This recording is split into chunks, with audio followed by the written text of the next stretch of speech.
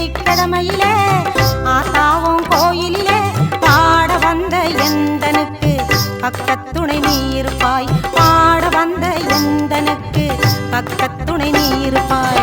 நாடி வரும் தீவினைகள். Hi, welcome to Kogi kitchen. இன்னைக்கு ஆடி வெள்ளிக்கிழமை. இன்னைக்கு கூழ் ஊற்ற போகிறோம். இன்னைக்கு முருங்கைக்கீரை கூழ் ஊற்றுறதுக்கு செஞ்சுருக்கேன், உருவி இருக்கேன். இப்போ நான் எப்படி செய்யுதுன்னு உங்களுக்கு நான் சொல்லி காட்ட போகிறேன். கீரைலாம் இப்போ நம்ம சுத்தம் பண்ணி க்ளீன் பண்ணி வச்சுட்டோம். இப்போ இந்த மாதிரி சின்ன சின்ன நரம்போடு இருந்தாலும் பரவாயில்ல. இதை வந்து நம்ம என்ன பண்ண போகிறோம்னா, இந்த கீரையை இப்படி உடச்சிக்கணும். இப்படி உடச்சி போட்டோம்னா கீரை வந்து கரெக்டாக இருக்கும். உடச்சி போட்டால் தான் நல்லாயிருக்கும். இந்த மாதிரி நம்ம க்ளீன் பண்ணி உடச்சி வச்சுட்டோம். இப்போ நம்ம வந்து இந்த கீரையை எப்படி செய்யுதுன்னு பார்க்க போகிறோம். வாங்க பார்க்கலாம். அகலமான பாத்திரம் இப்போ வச்சுக்க போகிறோம். ஏன்னா அகலமாக இருந்தால் தான் நம்ம கலர்றதுக்கு கரெக்டாக இருக்கும்.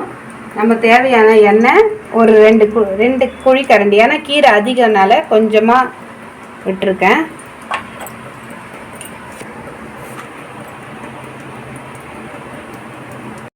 வந்து உளுத்தம்பருப்பு போடுறோம். 1.5 கரண்டி போடுறோம். போட்டோமா, கொஞ்சம் காஞ்ச மிளகா போட்டு நம்ம இதை வதக்கி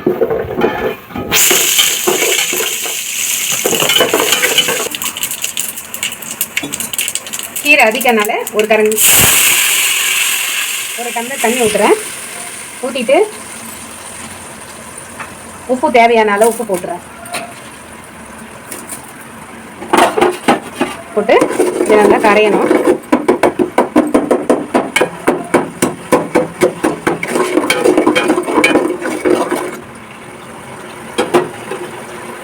இப்போ நல்லா தண்ணி கொதிக்குது.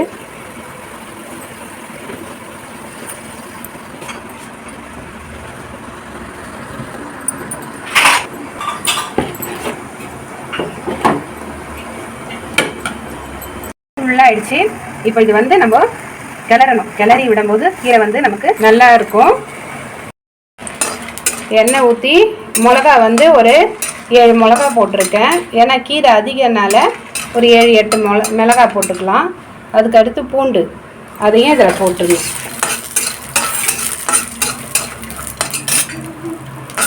தோலோடே போடலாம். பூண்டு தோலோடு போட்டால் வாசமாக இருக்கும். இது வந்து 100 வேர்க்கடலை. இந்த 100 வேர்க்கடலையில் இதை வதக்கி நம்ம இதில் போட்டு மிக்சியில் அரைக்க போகிறோம்.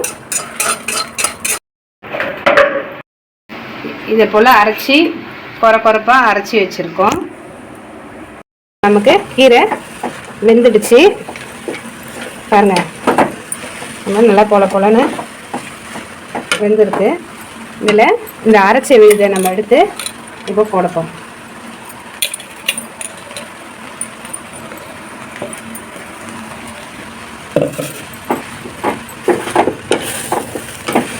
முருங்கைக்கீரை, பூண்டு, வேர்க்கடலை வாசம் சூப்பராக இருக்குது. அம்மாவுக்கு கூழுக்கு அருமையாக ரெடி ஆயிடுச்சு.